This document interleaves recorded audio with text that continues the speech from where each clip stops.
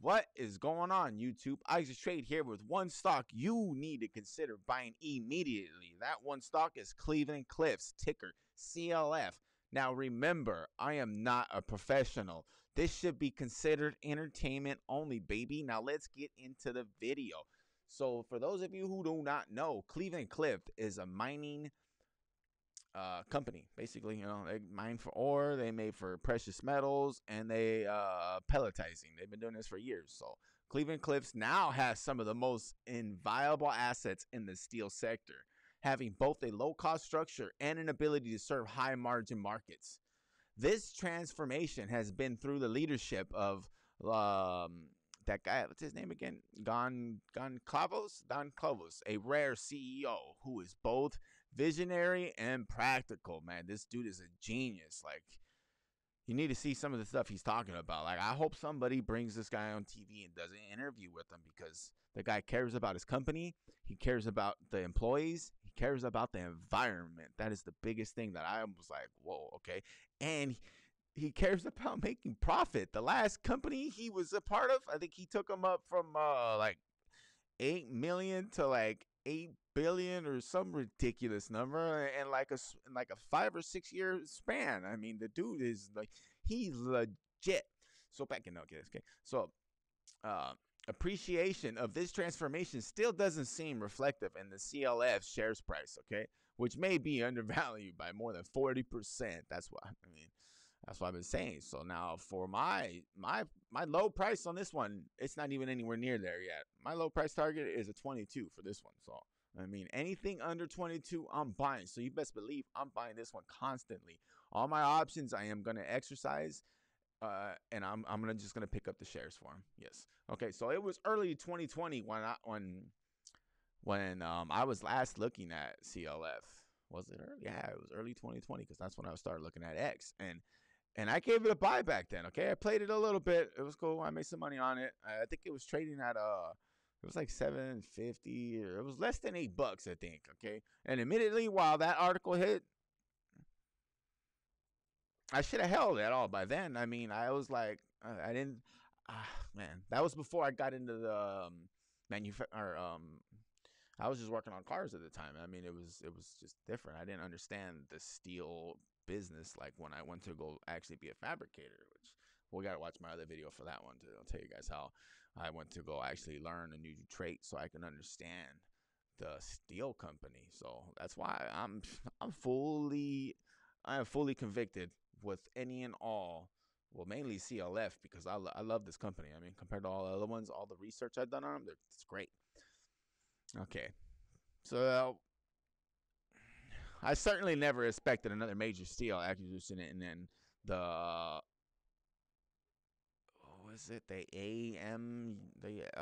ArcelorMittal U.S. assets, nor a post-pandemic reopening trade that would send steel and iron ore prices to decade highs. I mean, who would have ever thought? I know I didn't. I didn't think I was gonna be like, hey, I'm gonna go learn how to work, fabricate with some steel and stuff. I want to see, if there's money there. I mean, who does that? Okay, so on last week's first quarter 21 earnings, okay, they continue to surprise, announcing his intent to make CLF debt-free. Wild, okay? On the call, he noted that he would apply all of this year's free cash flow to reduction of debt, making the business below one times leverage. Then continue to reduce debt in the future periods. That's the dude's like, I'm gonna take care of it right now. He's like, the future, nah. We need to make money in the future. A strategic move, okay, that continues to de-risk a business that has already seen a significant transformation into a low-risk model. Okay, moves that can only benefit long-term CLF shareholders. I mean, as long as we hold, we're good. CLF is one of the lowest cost, highest quality iron ore pellet producers in the U.S. because of its transportation, logistic advantages in the Great Lakes region. They're perfect where they're at. It's good because, I mean, they're easy to get stuff out quick. I mean, they got all the trains right there. They got all the trucking and stuff. I mean, it's good. It's good stuff. I mean, they're in a perfect spot. The acquired assets of AK Steel, now consumer, nearly 90% of the company's iron ore production, smoothing the input costs in making steel and allowing CLF to deliver top quality, custom tailored steel products to customers. Remember, I was talking about where they're making like steel parts, or not steel parts, they're making steel parts, but for automotive parts. Because automotive's a recession-proof company. It's recession-proof. Don't ever forget, automotive's always recession-proof. It booms in the recession, baby. Okay. What do they got? HBI facility provides an alternative to scrap and imported pig iron that can feed the growing demand from electric arc furnaces in the U.S. and its own high-quality metallic requirements. A significant market share in high-end steel producers for industries such as the automotive sector, where sales translate into better margins. Remember, I was talking about the steels, about the automotive stuff. Okay, so since Cleveland-Cliffs September 28th or 2020, 2020, they have been part of not only mining, pelletizing, and metallics, fully self-sufficient in iron oring, but they also do the PF entity will be the largest flat roll producer in North America. They make the steel making. They make the big rolls of steel that people get that you see on the back of the big trucks. And things like they're gigantic. This stuff for buildings, for everything. And a lot of people have been switching over to buildings with made out of steel. So not only that, but that 2019 combined shipments of approximately 17 million flat rolled tons. Damn, that's a lot of weight, bro. Not only that, they have the finishing that enables high-end automotive production mix. And then they have the downstream transition, enhances innovative and the diverse downstream capabilities. It's a deep value chain with significant advantages by integrating downstream steel manufacturing. The company has a more diverse customer base and production line than when it was just an iron ore producer. It is no longer dependent on a handful of steel manufacturers, some of which don't have the most attractive operating records nor balance sheets to begin with. They really did it. That's why I said in the beginning, it's like, what's this dude talking about? Iron, freaking mining company, man. Only people that invest in that are the degenerates. But this isn't a mining company, bro. Roll with me on this one, man. This is going to be a good one right here. CLF now has far more optionality to it can ramp up or throttle back metallic cells and pellets and HBI or steel across cold rolled, hot rolled, coated cells, and others. In a commodity market, the ability to redirect your production to your higher margin areas results in stability and downturn and better through the cycle margin. And not only that, baby, but that means we're bringing back the steel industry to the USA, baby. That's right. Let's get stuff that says made in the US of A. Come on. That's I don't know about you guys, but I can't wait to get stuff that says, it doesn't say China or no offense. I'm just saying we need to do our own stuff because I miss having stuff that says made in America. That's just my personal opinion on there. That's why I love this company right here, and I'm fully convicted on it. Now, they got a debt-free, free cash flow generating machine right here, baby. Yeah. And a surprising announcement on CLF's first quarter 2021, which I knew they were going to kind of it was all right. They wasn't like fantastic, but it was good enough because right now we're in a time when if you mess up and you miss even by a little bit, oh no, you're going to. Okay, we want to be debt free. Remember, this is what he said right here. He says we want to be debt free. Yes, I want to be debt free because you know what? I don't know when they are gonna have, and that's what I've been talking about. People need to think. We need to have extra contingency plans. We can't just be like, oh well, what if we lose power? No, bro. What if we got to lock it down again? Yeah, it happens. Who would have ever thought? Hey, you can't go nowhere. Stay home.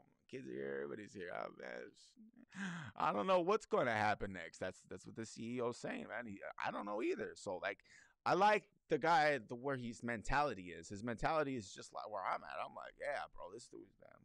Run it, baby. I'm all with you.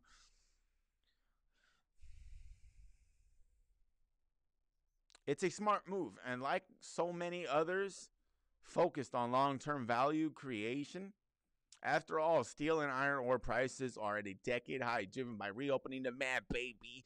That may believe that may believe will eventually taper, using this upcycle to clean its balance sheet, demonstrate a clear recognition that what goes up must eventually come down. I mean, so I mean, that's why I give myself a short time on this one. I mean, eventually it's gonna come down, but until then, I'm gonna run it up because I don't think this whole Rona thing's gonna blow over quick.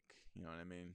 Like, I think the ripple's gonna be here for a minute. But back to this one here. But those weren't the only noteworthy announcements at this past earnings call. The robust price environment gave management enough confidence to announce a $50 million improvement in its EBITDA guidance.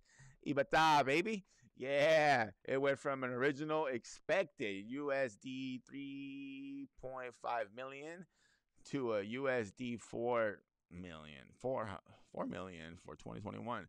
So I mean, she's moving, baby. She's moving, baby. She's getting it. After accounting for working capital needs, sustaining capex, and debt payments, this profitability is expected to generate USD 23 million in FCF this year, translating to a greater than 20% FCF yield at the current market cap. Valuing a transformed Cleveland Cliffs. Cleveland Cliffs has been transformed under the new CEO. All right, now let's assume CLF reduces debt by its projected 2.3 billion in FCF, as management intended to do. Then the company's forward enterprise value stands at USD 13.9 billion, or 3.5x EV to EBITDA, 13.9 billion, 4 billion, or something like that. You know what I mean? It's a far cry from the 7.2x median multiple for steel producers. Median was used to exclude the negative U.S. steel outliner. This gets even more exciting when you assume that CLF pays down all of its debt by 2022, where the multiple would drop to 2.6 times. Marco tailwinds could also continue to support high steel and metallic prices for our macro tailwinds could also continue to support high steel and metallic prices for longer than analysts predict. And you know what? I think the analysts are going to be wrong again because, I mean, come on, baby. They've been wrong ever since we've been home and we've been able to learn the stock market. We're like, oh, fool, get out the way. You guys don't know what you're talking about. Okay? I mean, because remember, Citadel they got a nice stake in this one. You know, I hate to be part of this one, but, you know. I mean, if they're playing, they're probably playing both sides on it. So that's why I'm like, shit, I'm in on this one, baby.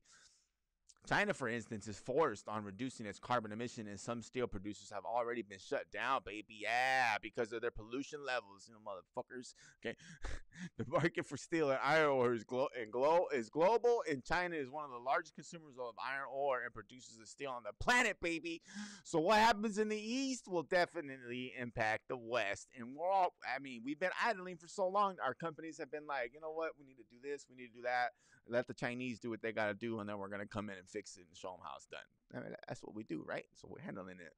Politics, no offense again. Politics retaliations have yet to neutralize between the U.S. and China, too, which would keep up the pressure against China imports. And the Cleveland Cliffs now, the largest flat-rolled steel producer in the U.S., infrastructure stimulus, a key policy initiative of the Biden administration, would be a huge boost to the business. So what if they transform CLF really worth?